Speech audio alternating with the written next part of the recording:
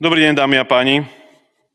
Pozdravujem aj Roberta Fica, ktorý neviem, či sa ukrýva v útrobách, alebo už opustil Národnú radu. Pozdravujem ministra Kamenického, ktorý nenabral odvahu prísť dnes na výbor.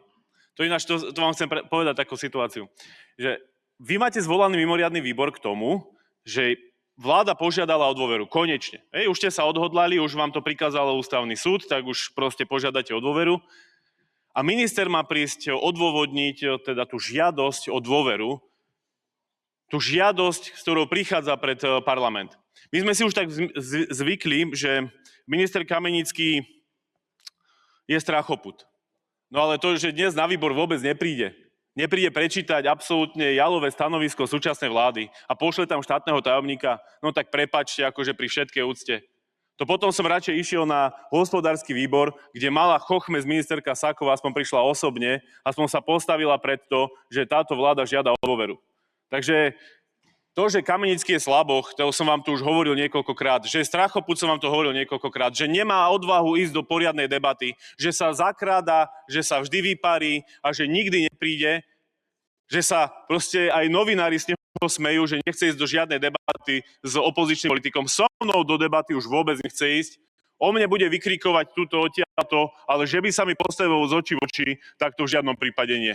To je ten váš Kamenický. A presne takáto jeho charakterová črta sa potom odvíja aj v tých verejných financiách. Prepáčte, vážení poslanci Smeru, Hlasu, SNS. Pani ministerke, keď som dnes ráno povedal fakty na to, že prečo čelíte nie odvolávaniu, ale žiadosti o dôveru, prvýkrát v histórii Slovenskej republiky v podstate, tak ona nevedela na to odpovedať. Ona chápe, že Kamenický je najväčší babrak, ktorého ste mohli dať na ministerstvo financií. Ja sa znova si dovolím vrátiť k tým jeho obrazom. 56 obrazov namaľoval za minulý rok. Podľa jeho sociálnych sietí, keď maľuje obrazy, zabúda na okolitý svet. To prosím vás, citujem z jeho sociálnych sietí. Minister Kamenický, keď maľuje obrazy, zabúda na okolitý svet. No len ich toľko namaľoval počas minulého roka, že on zabudol úplne na celé Slovensko, na všetkých ľudí, na všetkých firmy, na to, čo spôsobili jeho konsolidácia a jeho transakčná daň. Na to všetko zabudol a to všetko zo svojej hlavy vypustil, pretože takú zbierku umenia, akú on namaľoval za minulý rok, no tak to neviem, či sa mu niekedy v histórii podarilo.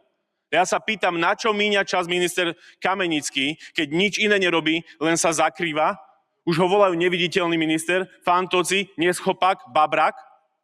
Nepríde do žiadnej relácie, nepríde do diskusie, nedokáže obhájiť svoje názory, len jednu toxickú vec za druhou robí tejto krajine.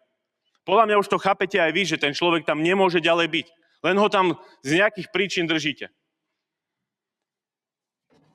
Keď som tu počúval Roberta Fica na začiatku jeho vystúpenia, tak úprimne poviem, pozeral som sa, že ktorí z vás ste si robili poznámky pri tých číslach, keď vám ich diktoval. Niektorí som videl, že hľadali ste pero, normálne, že ste zapisovali, ak hluchí ste si písali tie čísla. Úprimne poviem, ja som si tiež písal tie blúdy, ktoré rozprával Robert Fico. Napríklad, že prepúšťanie na Slovensku je mýtus. Tak prosím vás pekne, všetci zamestnanci Samsungu, ktorý odišiel do Maďarska, lebo na Slovensku boli príliš vysoké dane a tie linky výrobné zbalil a presunul ich do Maďarska a tam sa tie televízory vyrábajú, tak tým 3000 zamestnancom Samsungu sa pozrite do očí a povedzte im, že prepúšťanie je mýtus. Povedzte to 650 zamestnancom fabriky Eko v Martine, že prepúšťanie je mýtus. Alebo ďalším 250 zamestnancov spoločnosti DS Smith a takto tu môžem menovať tie fabriky a firmy, ktoré to zabalili jednu po druhej. Na ulici stretávate ľudí, teda neviem, že či vy chodíte po uliciach, ale na ulici stretávame ľudí, ktorí nám hovoria, ako zabalili svoje firmy, ako zabalili živnosti, pretože sa nedá podnikať počas súčasnej vlády. Tak ste nastavili to podnikateľské prostredie. Chcete vedieť, ešte raz vám poviem, aké sú tie sadzby. 24% daň na Slovensku pre firmy, 21% v Česku, 19% v Poľsku, 9% v Maďarsku. A ku nám, keď sa vrátite, tak 24 plus transakčná daň. No bombovo sa tu majú tí ľudia, však to bolo aj prepočítané, to je ako keby bolo daňové zaťaženie 27,2%. Tak kto by tu chcel robiť? Kto by tu chcel podnikať? To je ten mýtus, o ktorom hovorí Robert Fico. Mýtus je prepúšťanie, je mýtus. Jasné. A tie firmy, keď sa pozerajú, že v ktorej krajine budú podnikať, tak jasné, že sem nejdú. 27,2% majú platiť náklad za to, že sú úspešní a potom, keď si pozrú, aké sú ešte náklady práce, tak zistia, že to Slovensko je vlastne v nákladoch na prácu jedno z tých najhorších v celej Európy, ale čo sa týka čistej mzdy, ktorú tí ľudia vidia na výplatnej páske, sú znova najhorší z celej Európy. Takže ten štát vlastne obrovské peniaze zoberie a tí ľudia vidia málo. Takže ešte raz, tá firma si povie, idem na Slovensko podnikať, mám najväčšie daňové zaťaženie, najväčšie zaťaženie práce, čiže zaplatím brutálne veľa peňazí a tí ľudia sú nespokojní, tí zamestnanci, lebo vidia najmenej peňazí v peňaženke spomedzi všetkých krajín okolitých. Tak kto by sem išiel podnikať? A premiér Fico povie, že to je mýtus. To nie je mýtus, to je holý fakt. Prepúšťanie napríklad pri živnostníkoch. Viete, koľko živnostníkov zavrelo živnosť iba za posledných, koľko to je, 18 mesiacov? Takmer 50 000. A to nehovorím o tých, ktorí zavreli a potom sú tu nejakí, ktorí otvorili. Nie, to vám hovorím deltu. Čiže ten rozdiel. Sa stratilo viac ako 44 000 živnostníkov. Za toto obdobie. Ale nepribudli SROčky. To nie je, že oni si založili SROčky. Že vy ste to tak spravili, že tí živnostníci sa prekonvertovali. Nie, oni to zabalili kvôli tomu, že ste im nastavili také odvody, o ktorým sa im nikdy nesnívalo. 60% narastli tie odvody na sociálne a zdravotné oproti vládam Igora Matoviča. O 60% ste im zvýšili odvody za vašich vlád. Živnostníkom, to Andrej Danko, ja neviem, či teraz kuše do vankúša, ten, ktorý vždy obhajoval tých živnostníkov, ako ich zodral z kože. Však sa na nich pozrite. A potom Robert Fico im ešte odkazuje, že tí živnostníci neplatia žiadne dane. Takže toto nie je mýtus, Robert Fico, to je holý fakt, že proste tí ľudia prišli o robotu.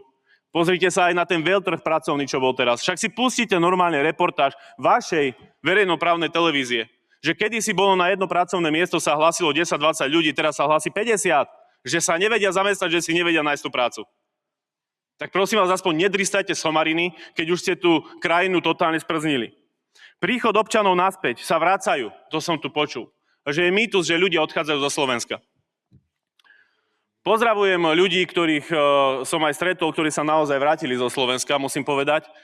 Jedna pani tuto pred parlamentom po 30 rokoch, čo odpracovala v Nemecku, sa vracia na dôchodok na Slovensko. A vám garantujem, že vás voliť nebude. A viete prečo? Pretože keď sa niekto z toho zahraničia vráti, ktorý tam odišiel kvôli tomu, že išiel za lepším, tak on vás voliť nebude, pretože on vie, ako to funguje inde a on vie, ako tie vlády fungujú. Presne tak, ako tí ľudia, ktorí, ak sa niekto z nich vráti a chcem vidieť tú demografickú štruktúru toho výskumu Inštitútu finančnej politiky, čo je na ministerstve financií, od ktorého čerpá dáta tento pán premiér, lebo tá štúdia ešte stále nevyšla. Chcem vidieť ten návrat tých ľudí, ktorí prichádzajú naspäť na